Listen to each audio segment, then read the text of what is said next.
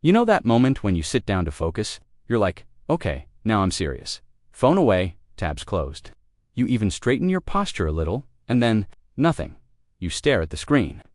Your brain feels foggy, restless, almost irritated, so you shift in your chair. Maybe crack your knuckles. Maybe reread the same sentence 5 times. And you think, man, what is wrong with me? Yeah, I've been there. Here's the thing no one really talks about. Most of the time, you're not distracted, you're uncomfortable. And there's a big difference. Because if it was really about your phone, you'd feel focused the second it wasn't around. But you don't. You still feel that itch, that urge to escape, that weird pressure in your chest.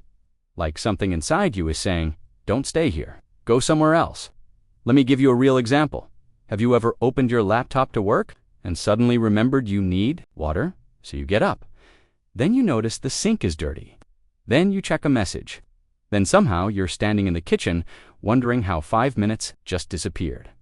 Nothing pulled you away. You left because staying felt heavier than moving. That's the part nobody tells you. Focus isn't hard because you're lazy. Focus is hard because it forces you to sit with yourself, and when life is a little off, when you feel behind, when you're unsure if you're doing the right thing, silence gets loud. I noticed this about myself the first time I actually tried to fix my focus. I didn't touch my phone, didn't open social media, did everything right, and instead of feeling productive, I felt anxious, like physically uncomfortable, my leg bouncing, my jaw tight, my mind jumping around like it was trying to crawl out of my skull. That's when it hit me. I wasn't addicted to my phone. I was addicted to not feeling that feeling. Distraction was just the fastest exit, because when you slow down, your brain starts asking questions. Questions like, why am I even doing this? Why does everything feel so rushed? Am I actually happy or just busy? And those aren't fun questions. So your brain does what it learned to do best. It keeps you moving, checking, switching, refreshing. Anything but staying. Think about it. When was the last time you did one thing with no background noise? Music. No video playing, just in case. Even the idea of that feels weird now, almost unsafe. That's not because you're broken. It's because your nervous system learned that. Stillness equals danger. Not physical danger.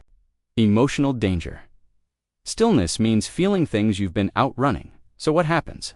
You tell yourself you need better discipline, better systems, better habits. But deep down, what you really need is to feel okay being present again. That doesn't start with forcing focus. It starts with noticing what happens before you lose it. That exact moment when you feel the urge to escape, the moment your body tightens, the moment your mind says, let's just check something real quick. Next time that happens, don't fight it, just notice it. Say, yeah, there it is. Boredom, restlessness, anxiety, whatever it is, you don't need to fix it. You just need to stay, even for 10 seconds longer than usual.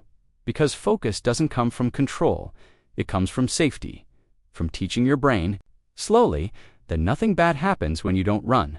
And here's the quiet truth. The phone didn't steal your attention, it just gave you a place to hide. And once you stop hiding, once you let yourself be there, even when it's awkward, focus doesn't need to be chased. It comes back on its own, like it was waiting for you the whole time.